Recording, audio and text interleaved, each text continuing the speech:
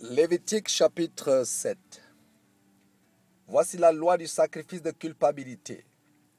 C'est une chose très sainte. C'est dans le lieu où l'on égorge l'holocauste que sera égorgée la victime pour le sacrifice de culpabilité. On en répandra le sang sur l'autel tout autour. On en offrira toute la graisse, la queue, la graisse qui couvre les entrailles, les deux rognons et la graisse qui les entoure, qui couvre les flancs et le grand lobe du foie, qu'on détachera près des rognons. Le sacrificateur brûlera cela sur l'autel en sacrifice consumé devant l'Éternel. C'est un sacrifice de culpabilité. Tout mâle parmi les sacrificateurs en mangera. Il le mangera dans un lieu saint. C'est une chose très sainte. Il en est du sacrifice de culpabilité comme du sacrifice d'expiation. La loi est la même pour ces deux sacrifices. La victime sera pour le sacrificateur qui fera l'expiation. Le sacrificateur qui offrira l'holocauste de quelqu'un aura pour lui la peau de l'holocauste qu'il a offert. Toute offrande cuite au four, préparée sur le grill ou à la poêle, sera pour le sacrificateur qui l'a offerte. Toute offrande pétrie à l'huile et sèche sera pour tous les fils d'Aaron, pour l'un comme pour l'autre. Voici la loi du sacrifice d'action de grâce qu'on offrira à l'Éternel. Si quelqu'un offre par reconnaissance, il l'offrira avec le sacrifice d'action de grâce, des gâteaux sans levain pétris à l'huile, des galettes sans levain arrosées d'huile et des gâteaux de fleurs de farine frites et pétris à l'huile. À ces gâteaux, il ajoutera du pain levé pour son offrande, avec son sacrifice de reconnaissance et d'action de grâce. On présentera par élévation à l'Éternel une portion de chaque offrande. Elle sera pour le sacrificateur qui a répandu le sang de la victime d'action de grâce. La chair du sacrifice de reconnaissance et d'action de grâce sera mangée le jour où il est offert. On n'en laissera rien jusqu'au matin. Si quelqu'un offre un sacrifice pour l'accomplissement d'un vœu ou comme offrande volontaire, la victime sera mangée le jour où il l'offrira, et ce qui en restera sera mangé le lendemain. Ce qui restera de la chair de la victime sera brûlé au feu le troisième jour. Dans le cas où l'on mangerait de la chair de son sacrifice d'action de grâce le troisième jour, le sacrifice ne sera point agréé. Il n'en sera pas tenu compte à celui qui l'a offert. Ce sera une chose infecte, et quiconque en mangera restera chargé de sa faute. La chair qui a touché quelque chose d'impur ne sera point mangée. Elle sera brûlée au feu.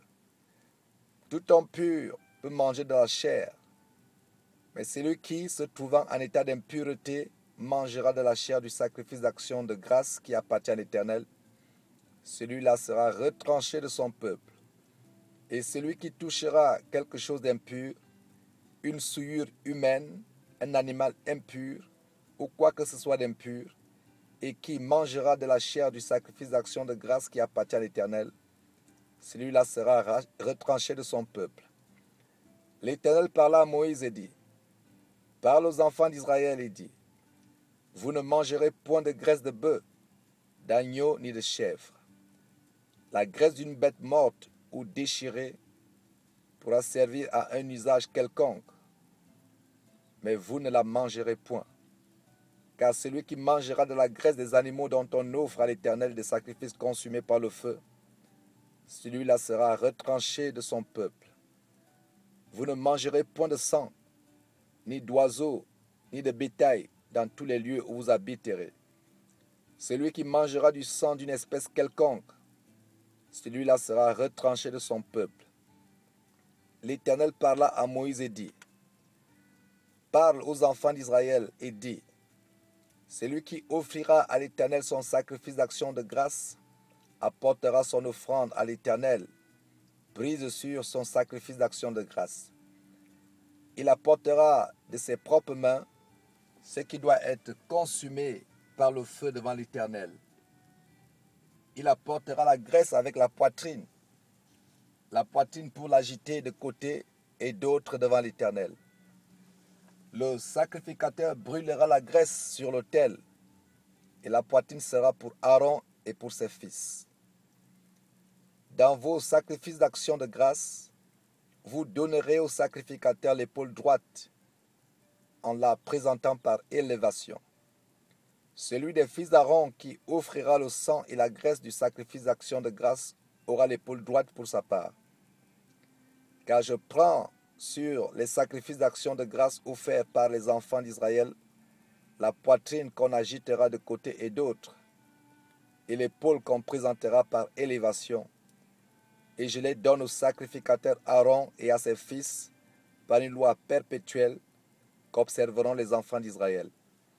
C'est là le droit que l'onction d'Aaron et de ses fils leur donnera sur les sacrifices consumés par le feu devant l'Éternel, depuis le jour où ils seront présentés pour être à mon service dans le sacerdoce. C'est ce que l'Éternel ordonne aux enfants d'Israël de leur donner depuis le jour de leur onction, et ce sera une loi perpétuelle parmi leurs descendants. Telle est la loi de l'Holocauste, de l'offrande, du sacrifice d'expiation, du sacrifice de culpabilité, de la consécration et du sacrifice d'action de grâce. L'Éternel l'a prescrit à Moïse sur la montagne de Sinaï, le jour où il ordonna aux enfants d'Israël de présenter leurs offrandes à l'Éternel dans le désert du Sinaï.